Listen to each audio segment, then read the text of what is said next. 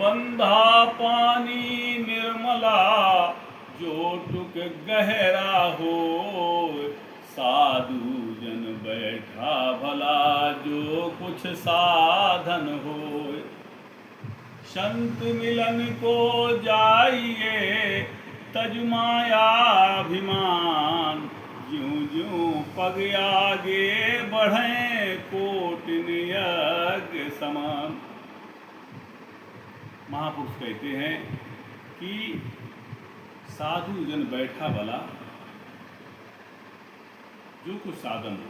वास्तव में संत अगर साधना करता है, संत अगर साधना करता है और उसके पास साधना है, जो दिन रात परमात्मा की भक्ति में लगा रहता है, वो वास्तव में जहाँ भी रहता है वहाँ पर एक जैसा है। जैसे कहते हैं कि बंधा पानी निर्मला जो टुक गहरा हो। अगर पानी गहरा है और बंधा हुआ है, बंधा पानी निर्मला जो टुक गहरा हो, अगर उसकी वास्तव में पानी की गहराई ज़्यादा है, गहरा पानी है, तो बंधा पानी निर्मला। बंधा पानी निर्मला जो टुक गहरा हो, गहरा अगर है तो बंधा हुआ पानी भी निर्मल है। लेकिन अगर गहरा नहीं है तो पानी कोई गंदा हो जाता है। इसीलिए साधु के लिए कहा गया कि अगर साधु ने साधना की है और साधना की है और साधना करके अगर वो एक जगह पर रहता है तब भी वो निर्मल रहता है। लेकिन संतों ने तरीका बताया कि साधु भ्रमण करते रहें। उनका भ्रमण करने से उनके अंदर निर्मलता आती है। लेकिन जो वास्तव में गहरा है, जिसने उस तत्व को जान लिया है, उसके लिए कहा है कि जहाँ जहाँ जाऊँ सोई परिक्रमा, जो खाऊँ सो पूजा, और घर बन खंडे एक हुए देखे, भाव मिटावे दूजा। जहाँ जहाँ जाऊँ सोई परिक्रमा, जो खाऊँ सो पूजा, घर बन खंडे एक हुए देखे, भाव मिटावे दूजा।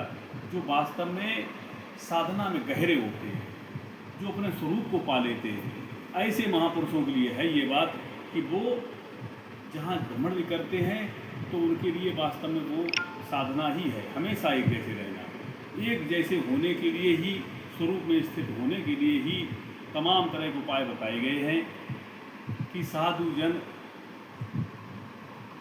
जो भ्रमण करते हैं उनके लिए भी कहा जाता है कि जो भ्रमण करते हैं तो निर्मल रहते हैं, मोहवाद से हट जाते हैं, ग्रासक्ति उनकी दूर हो जाती है, ग्रह की आसक्ति हट जाती है।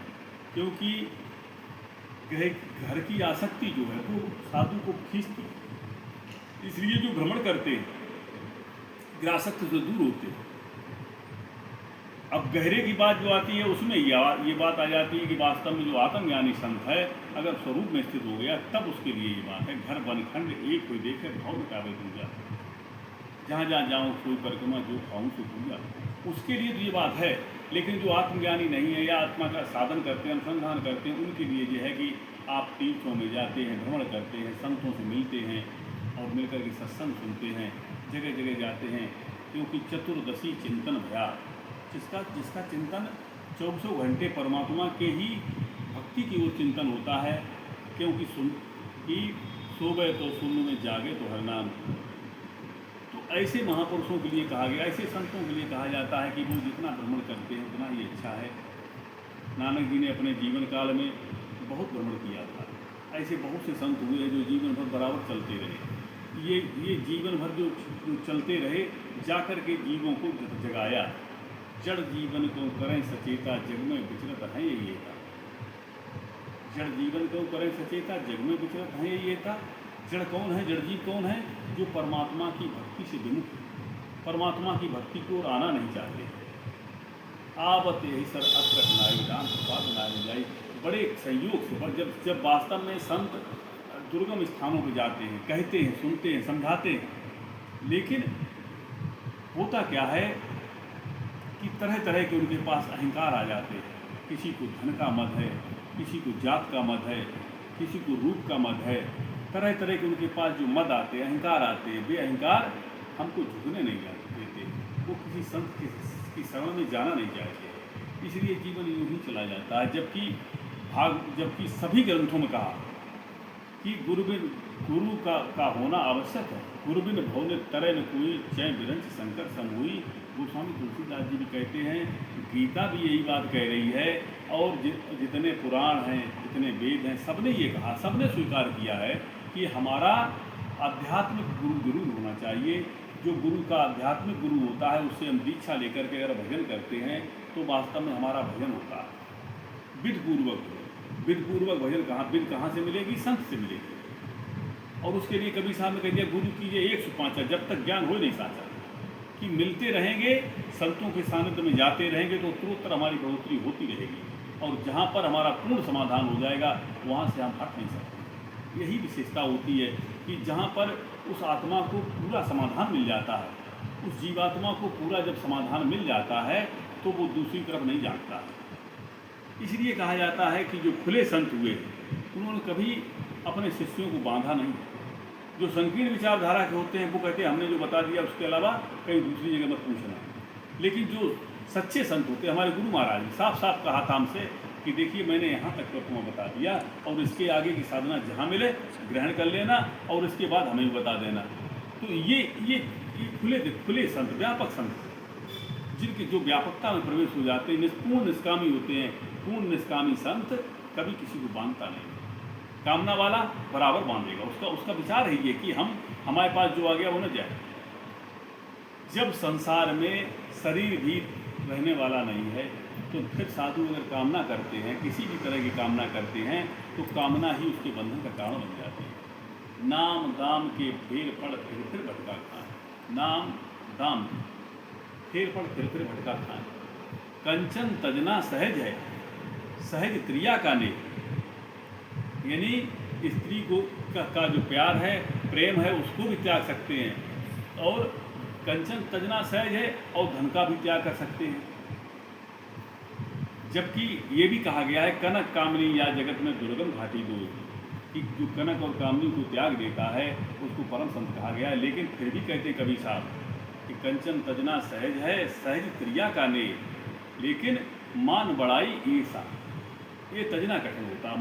मान बड़ाई ईर्षा, क्योंकि उसको नाम की कामना लग जाती है, बड़ाई की कामना लग जाती है, मान बड़ाई ईर्षा होने लगती है, दूसरे संत से ईर्षा करने लगते हैं, इसमें फंस जाते हैं। जब ये संतों में ज़्यादातर देखा जाता है। इसलिए सावधान मानद मत हीना, जो वास्तव में हर तरफ से सावधान होता है वो वास्तव में मुक्ति के रूप को प्राप्त करता है, और वो स्वयं कुदरत ही बन जाते हैं। जो ब्रह्म हो गया वो कुदरत ही हो जाता है।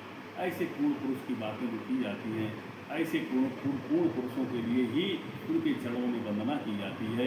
ऐसे पूर्ण पुरुषों का जिनको सानिध्य मिल जाता है, उनके पास बैठने का मौका मिल जाता है, तब ये कहा गया मुख दीखत पातक हरै, मुख दीखत पातक हरै, परसत करम बिलाएं, वचन सुनत मन मोहगत पूरब भाग मिलाएं। ऐसे संत के पास जाने से सब कुछ लाभ ही लाभ होते हैं। परमात्मा के भक्ति संतों के ही पास पाई जाती है। बिना संत के सानिध्य के परमात्मा की भक्ति हो ही नहीं सकती है। इसलिए सबका दायित्व बनता है, सबको समझना चाहिए कि हम संतों की तलाश करें, संत मिलें, संत मिलन को चाहिए तज माया अभिमान, ज्यों ज्यों पग आगे बढ़े कोटिन यज्ञ समान। ये कोटिन, ये करोड़ों यज्ञ के समान बता दिया गया। कितनी बड़ी बात कही जाती है कि संत मिलन को जाइए तज माया अभिमान, ज्यों ज्यों पग आगे बढ़े कोटिन यज्ञ समान। यही बात द्रौपदी जी ने कही थी। उन्होंने जब वो सुपच भक्त के पास गई थी, और सुपच के पास जब कहा था यज्ञ में जलने के लिए, तो उन्होंने जब मना किया तब उन्होंने कहा कि संत मिलन को जाइए तज माया अभिमान, ज्यों ज्यों पग आगे बढ़े कोटिन यज्ञ समान, तो हमें यज्ञों का फल। वास्तव में संत दरस संसत का बनता है। संत जिसको मिल जाते हैं उनको मुक्ति रूपी मणि मिल जाती है। संसार का जितना धन धान है, जितना वैभव है, एक न एक दिन सबका छूटता है। लेकिन जिसको मुक्ति रूपी मणि मिलती है वो वास्तव में अमृत को प्राप्त करता है, अमर तत्व को प्राप्त कर लेता है। इसको कवि साहब कहते हैं कि हम न मरें, मरे है संसारा, हमका मिला जिया बनहारा। जो इसको जान जाता है वो वही हो जाता है। इसलिए ये राज है। इस राज बात को जिसने जान लिया उसका जीवन धन्य हो गया। अपनी आत्मा को जान करके भजन करें, यही मुक्ति का दरवाज़ा है। मुक्ति रूपी मणि प्राप्त करें। बोले सद्गुरु भगवान की